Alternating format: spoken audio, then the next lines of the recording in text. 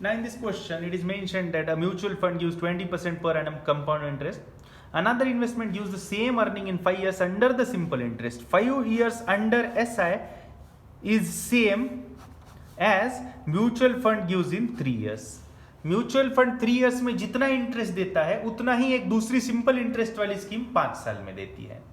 What is the rate of interest for simple interest वो पूछा है. कंपाउंड इंटरेस्ट का दिया है 20%. प्रिंसिपल पता नहीं, मान लो 100 रुपए है.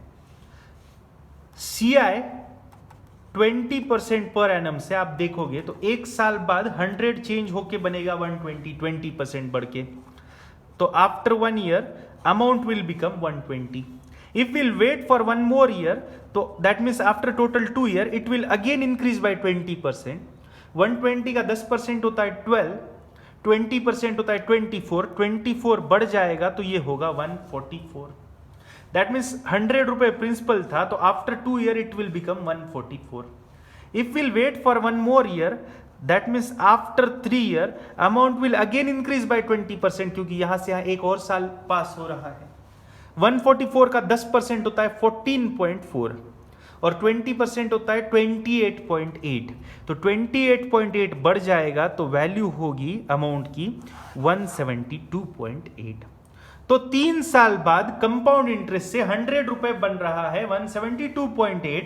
That means 3 year compound interest is actually 72.8 rupees on 100 rupees. 100 रुपए के ऊपर 72.8 रुपए. इसका मतलब 100 के ऊपर 1 रुपए मतलब 1%. तो 100 के ऊपर 72.8% मतलब 72.8% हमें इंटरेस्ट मिलने वाला है 3 साल में कंपाउंड इंटरेस्ट से. उन्होंने मुझे बताया था एग्जैक्टली इतना ही इंटरेस्ट मिलता है सिंपल इंटरेस्ट से 5 सालों में. तो सिंपल इंटरेस्ट तो हर साल का सेम होता है. तो 5 सालों में अगर 72.8% मिल रहा है तो एवरी ईयर का सिंपल इंटरेस्ट जो होगा दैट विल बी 72.8 बाय 5.